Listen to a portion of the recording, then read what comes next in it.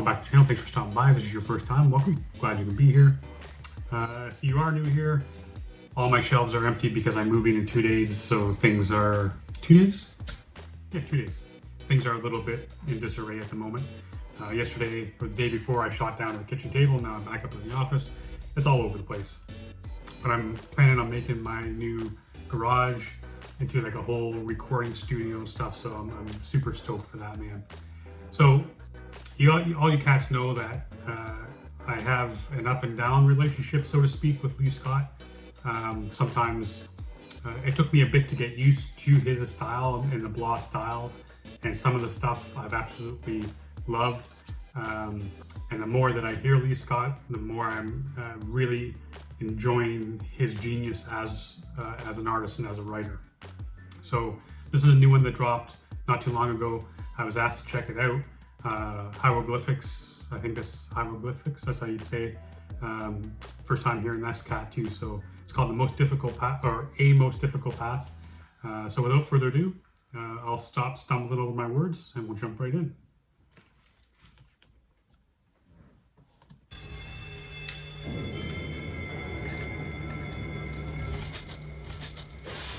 What's he up to? He says not a lot, but the lights are on upstairs, even if he says they're not. Don't mistake a camera flashing for a twinkle in his eye. Why do people gather round just to listen to him sigh? Oh my, rolls from the river Styx, bone dry.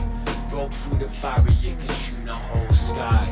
And when I dig that image of him rising from the river Styx, bone dry, because I'm sure he's talking about river Styx as in like where the ferryman would take you across after you die. I'm pretty sure that's what he's meaning by the river Styx. But I like that imagery of being rising from that bone dry. I think that's pretty sick. And I guess he's talking about himself a little bit, because in a lot of Lee Scott's stuff, from what I've heard anyways, he's almost like a little bit like self-degrading in a way where he portrays himself, or he talks about himself like he's a little bit of, I don't even know what word to use, but he talks down, not about his skill, but as a person, he's kind of like a little bit of kind of guy you want your daughter to bring home, if you know what I mean. I think that's kind of how he portrays himself. He talks down about his lifestyle and stuff. And this whole idea of him talking about the camera flash, don't mistake it for a twinkle in his eye, and if something's going on upstairs, even if he says it's not, like he's not as dumb as he portrays himself. He's not really not who you think he is, I guess is what he's getting at. I'm thinking that's where he's going with this, man. I know I'm only 20 seconds in, but I'm thinking that's where we're headed with this. Let's keep going. bone dry. Broke through the barrier, can shoot the whole sky. And when it's time, then it's time, don't cry. Cause there's always an edge close by. Yaga rhythms offbeat, why you showing me this island? It feels like nothing is prone to exist. Silent protest, while I'm up. Try to open no wounds, will hope files corrupt. Instincts whistle and hiss, an acute awareness. Man, another great image, man. It's funny he talks about the algorithm, which is kind of funny because I often find myself having shit presented to me on YouTube or on Twitter and stuff, and I'm like, I have no idea what the hell they're sending this to me. But then I watch it, and next thing you know, 4 hours later, I'm now watching cows get their feet cleaned. I don't know how it works, but that's how it works. And now I've got nothing but cows getting their feet cleaned on YouTube. But anyway, oh shit, what did he say that I really dug? Oh, that opening old wounds, but I'm hoping that the file's corrupt. Man, I love the double meaning of that.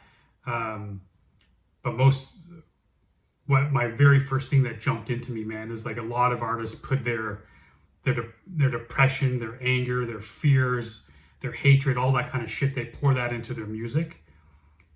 So in my mind, he's thinking, I'm gonna put on an old MP3 that I wrote or never released, or whatever it is that he talked a bunch about how he was hurting and all that kind of stuff. but like he's also hoping that that file's corrupt because he doesn't want to hear himself and what he's gone through and how he was back then. Because living in the past really doesn't do anything for you, man.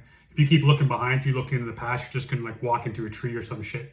You got to keep your eyes focused forward and keep moving. And I think that's what he means when he says that. Very brilliant way. I love how he, great imagery again, like Lee does all the time. Exist, silent protest, violent muck. Try to open no wounds or hope files corrupt.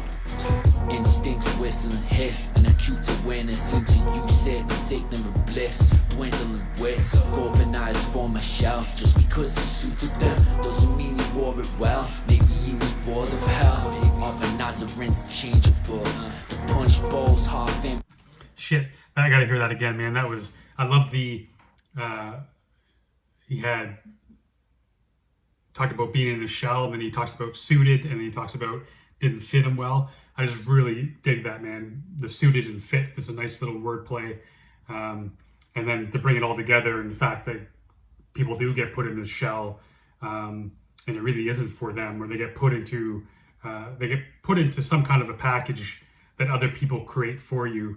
And sometimes we create that for ourselves, for other people, but it really doesn't fit us right. We really don't belong in that shell that we've created or someone else has created for us. And what did he say? Maybe he's just sick of hell. I love that too, man. You get tired of this hell that you're living in, whether you're living for somebody else or living under somebody else's rules or living on whatever it is you're going through. Sometimes you just get tired of it and you rise up out of that shit, man. Form a shell, just because it suited them, doesn't mean he wore it well. Maybe he was bored of hell, of a Nazarene's changeable. The punch bowl's half empty, but the ladle's full.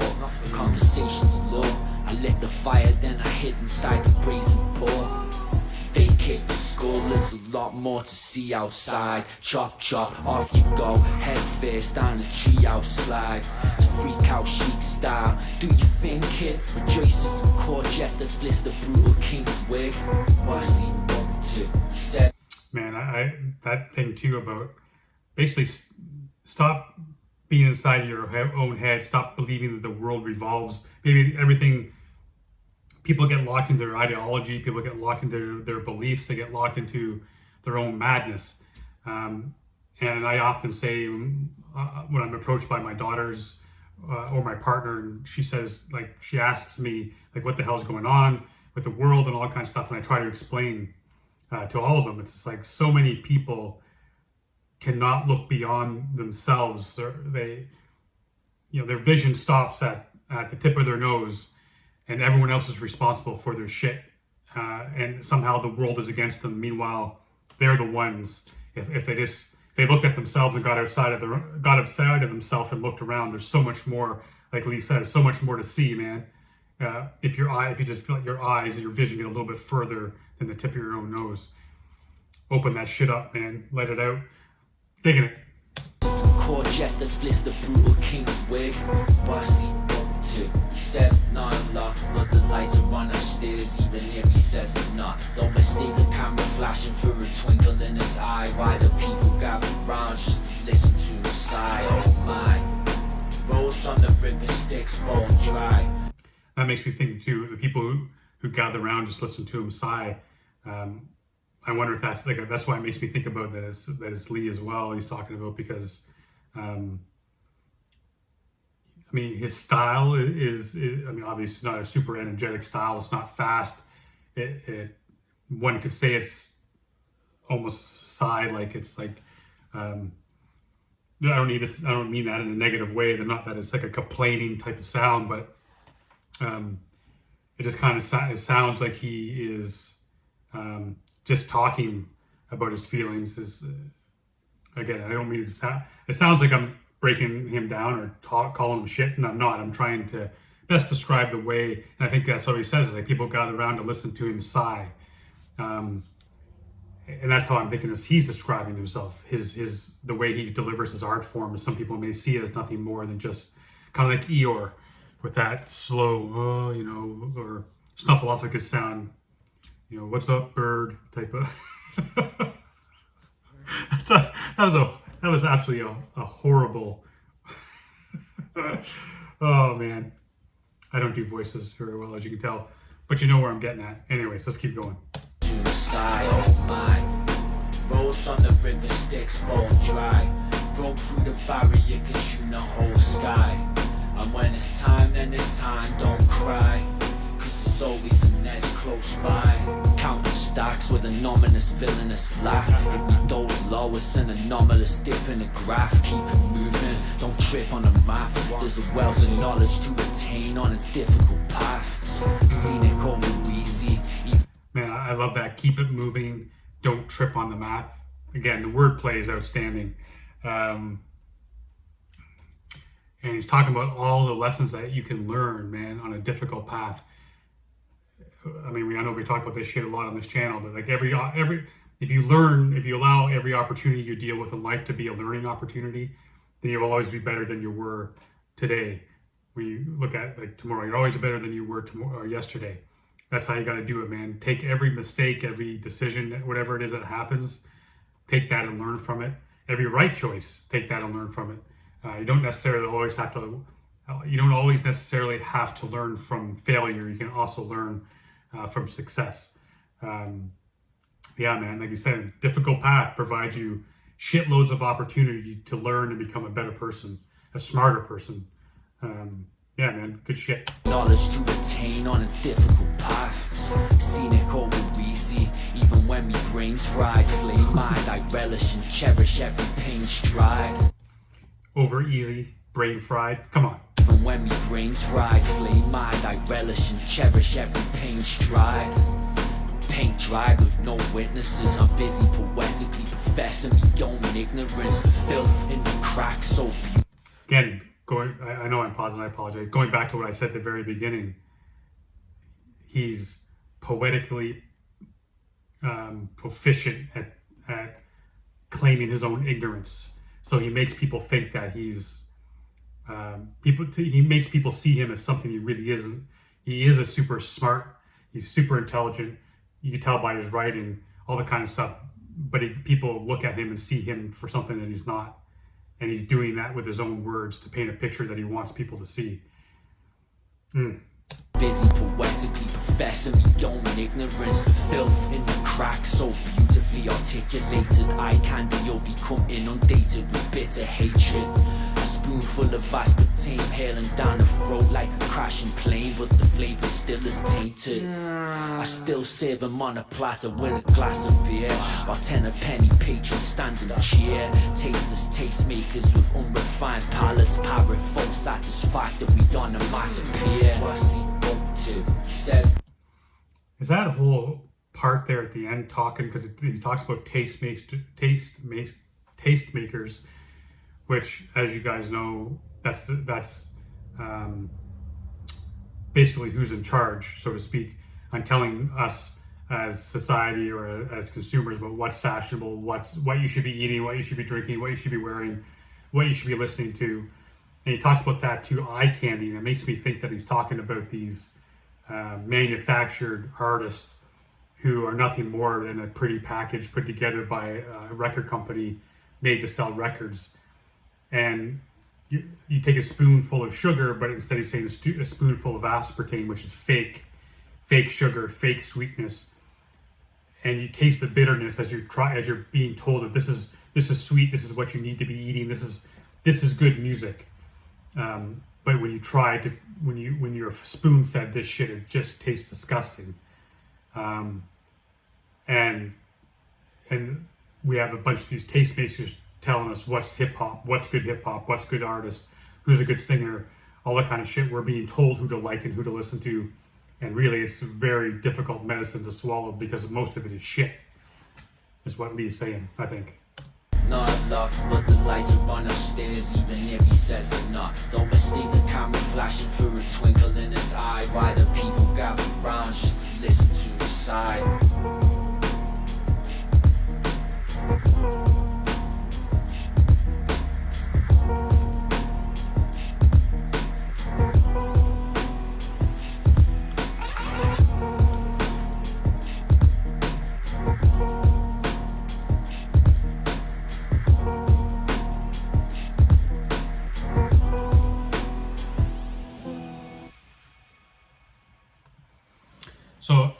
guessing that was hieroglyphics on the